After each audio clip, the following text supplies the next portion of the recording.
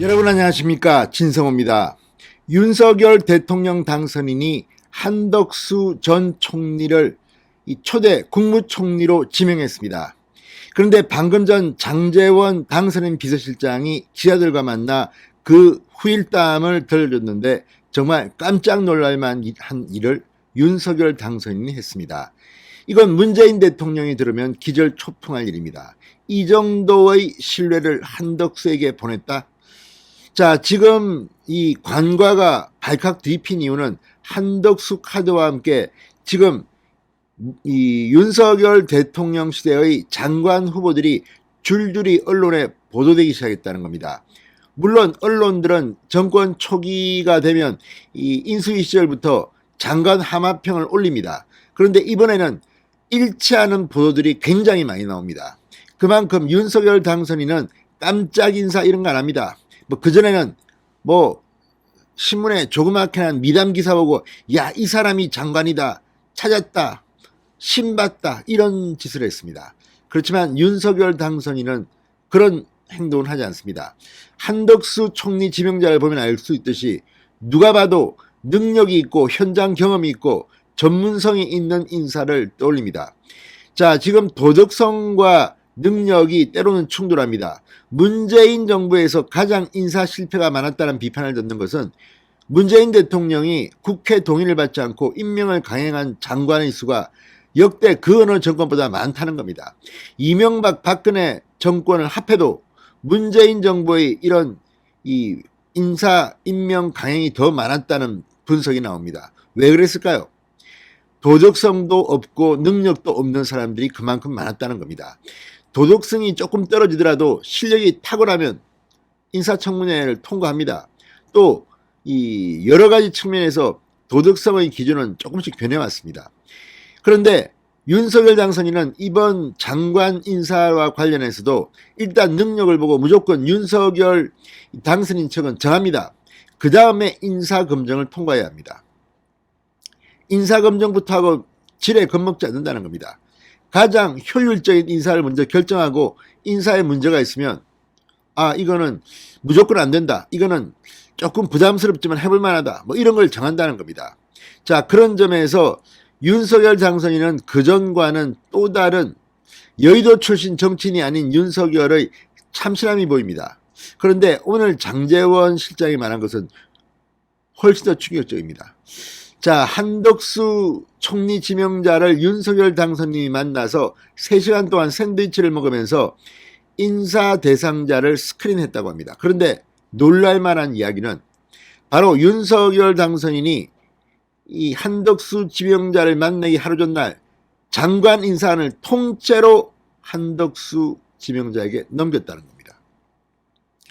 아마 이런 유례는 없었을 겁니다. 헌정사상 처음 보는 일입니다. 그만큼 윤석열이 한덕수를 신뢰한다는 뜻도 있지만 윤석열 당선인이 새롭게 이제 인사 시스템을 갖춰보겠다는 그런 노력으로도 보입니다.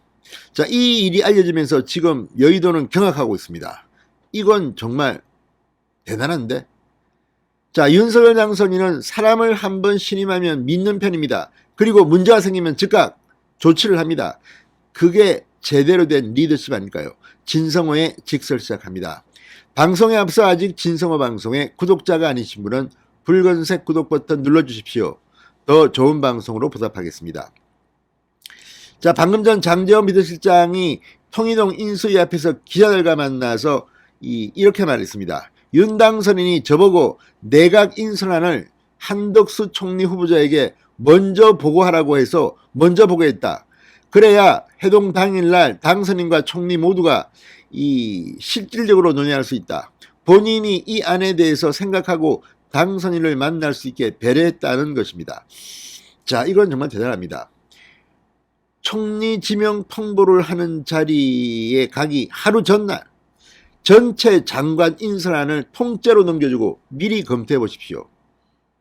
이게 윤석열식 인사입니다. 상당히 지금 탄식이 나오고 있습니다. 자, 장제원 실장은 임명될 총리랑 내각 구성을 이렇게 3시간 이상 논의한 적이 역대 정권에서 없었다고 한다.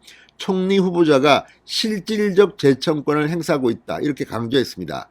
전체 임명권은 대통령이 갖는 것이다.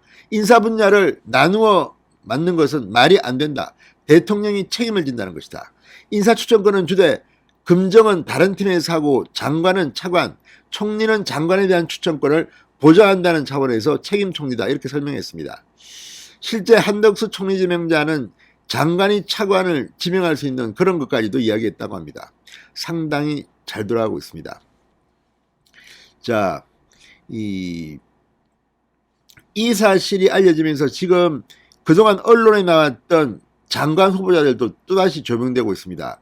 실제 지금 언론들에는 상당히 구체적인 안들이 나옵니다. 예를 들어서 경제부총리, 기재부 이런 후보군에는 추경호 의원, 이 최상목 전 기재부 1차관, 김소영 서울대 교수 이런 사람들이 경제부총리와 그 외에 여러 가지 관련 부처의 책임을 맡는 안들이 거론되고 있습니다. 과기부 장관, 현택환 서울대 교수, 이승석 카이스트 부총장, 김창경 한양대 교수, 외교부 장관, 박진 의원, 조태용 의원, 김성한 고려대 교수 상당히 구체적으로 지금 언론에 이름들이 나옵니다. 이런 사람들을 이미 장관 후보자로 올려놓고 인사검증에 맡긴 것으로 보입니다.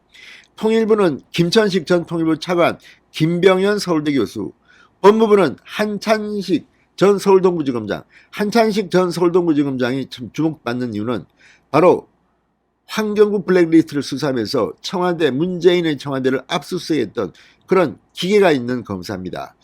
그리고 권익환 전 서울남부지검장, 조상철 전 서울고검장 이외에도 김남일 등등의 이름이 오르내리고 있습니다.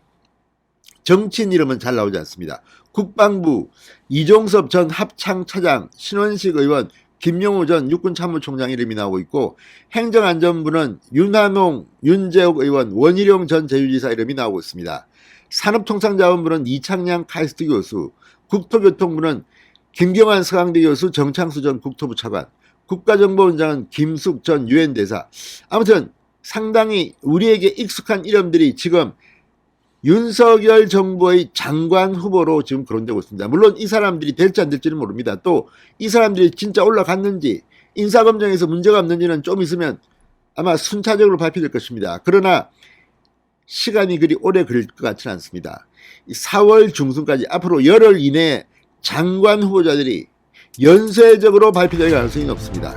윤석열은 역대 대통령만 좀 다릅니다. 문재인 대통령은 조금 얼굴이 뜨거울지도 모르겠습니다. 진성호의 직설이었습니다. 여러분 감사합니다.